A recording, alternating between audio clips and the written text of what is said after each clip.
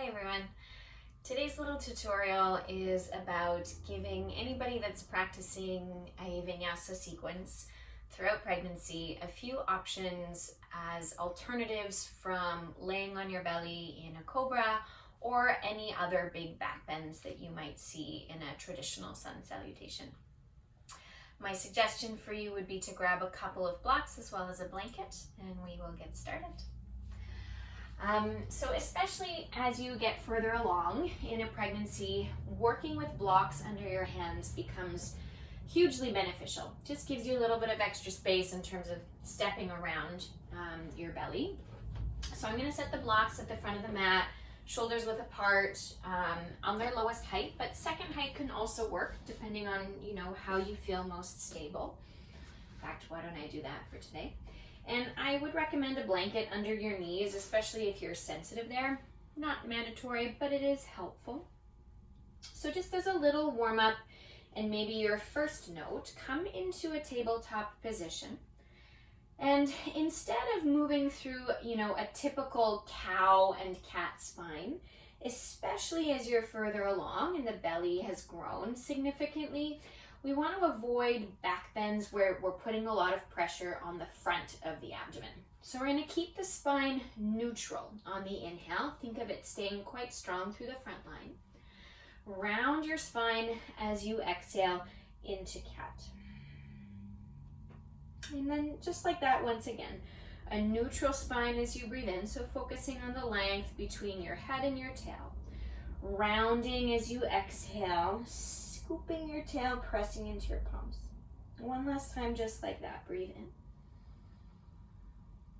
Round on your breath out. This time, tuck your toes if they aren't already and shift up into a downward facing dog. Okay, so in your downward facing dog, especially with hands on blocks, you might feel a little steadier in your legs, which is nice. Okay, you could widen your stance if that feels helpful for you here. We'll just take another deep breath in through the nose and out through the mouth. Good. Let's start by shifting towards a plank pose on the breath in. So instead of keeping your knees lifted, I would suggest placing them down just to shorten that lever a little bit, lighten the load on your belly. Exhale, come back into a child's pose. Let's make this our first little variation. Okay, take a deep breath in, long through the sides of your waist. Walk your hands back towards your toes as you exhale and roll up to sit on your heels. If that's not available for you, you could always slip a block between your feet. Okay, you'll tense your fingers behind you, spin them backwards in space, find a loop in your shoulders to lift your chest. You can keep your hips heavy here. Just focus on opening the front of your shoulders. Making sure that the back of your neck stays long. Okay, one more deep breath in. As you exhale, round your spine forward. If you had a block under your seat, you'll clear it, place it back under your hands, and find downward facing dog again. Okay, a deep breath in through your nose. Long breath out through your mouth. Okay, let's move through that again. Nice and easy. Forward towards plank as you inhale. Again, lowering to your knees. As you exhale, shift back towards child's pose. And again, you may or may not find the block necessary under your seat. Okay, you'll roll up to sit on your heels. Fingers spinning backwards, looping your shoulders, lifting your chest. And as you exhale, shift forward here, take the weight into your hands again, grounding your palms to downward facing dog. One deep inhale. One exhale. And one more time, that first variation.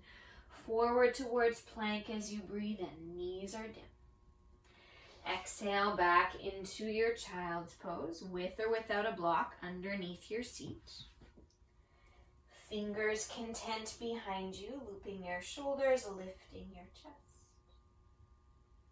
And then exhale right away to round forward, returning your hands onto your blocks, finding downward facing dog. Okay, one deep inhale. One long exhale. Okay, so another little variation. Instead of plank, place your knees down to a tabletop on your breath in. And then walk your hands further forward. Again, you can use the blocks here. Shift your hips back so that your forehead lowers down. Okay, so notice here that my bum is still stacked pretty much over my knees, as opposed to sitting back towards the heels like a child's pose. So you get a nice opening along the front of your shoulders, under your armpits here. One more breath. It's important to note that we're kind of thinking of snuggling the front ribs up and in towards the back line of the body while we're here.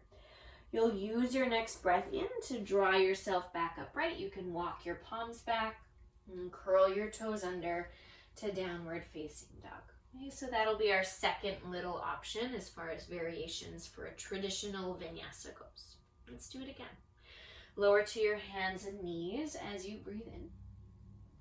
And then you can walk your hands forward as you exhale, lowering your forehead down towards the ground. Take one deep breath in. And as you breathe out, return back with your palms under your shoulders. Tuck your toes to downward facing dog. Okay, taking an inhale and an exhale. And lower down to your knees one more time. Breathe in. I'll demonstrate this time without the blocks. So as you exhale, you would just walk your hands forward. They'll be past the front of your mat. Maybe that's fine. Forehead can lower down for your deep inhale. And as you exhale, you can draw your hands back under your shoulders. Tuck your toes, downward facing dog. One deep breath in. One breath out. Shift towards plank for this next option on your inhale. Again, with or without blocks under your hands. Knees will lower down as you exhale. Let's just take an extra breath here. I'm going to come back to the blocks. I really like them. Eyes are going to look forward past the front edge of your mat this time. Bend your elbows as though you were moving into a modified chaturanga, but without lowering all the way down. Basically, you're just going to do a push-up here, so without the back bend. And then return to downward facing dog as you exhale. You take an extra breath. Resetting here so you've got that symmetry between cycles. Let's revisit that third option again. So forward towards plank as you inhale. Again, knees are going to come down. Keep the length of your spine. Think of snuggling the front line of your belly up. Eyes look forward, bend your elbows back to that modified chaturanga, keeping your belly strong, pushing up as you inhale. Downward facing dog as you exhale. One deep breath. And we'll flow through this third option one more time. Coming towards plank, breathe in. And knees down as you look forward for your modified chaturanga on your exhale. Push up, breathe in. Downward facing dog as you breathe out. Take an extra cycle of breath. Open your mouth this time, exhaling. You come on down to your hands and knees. Take a block or even two if you need more height between your heels and just find a seat. If your wrists feel tender after all of that weight bearing, just take a moment with your palms facing up in your lap. Curl your fingers into tight, tight, tight fists. And then release your hands open. And you do that twice more, curling in tight, tight, tight fists, keeping the backs of your hands glued to the backs of your legs. Or the front of your legs rather, and then open your fingers. You get the idea. Okay, one more time, just like that. Breathe in. And breathe out. So there you have it. 3 simple little options for you instead of a traditional chaturanga, upward dog, or belly down cobra in your warm-ups and throughout your vinyasa practice. Thanks for joining me. Namaste.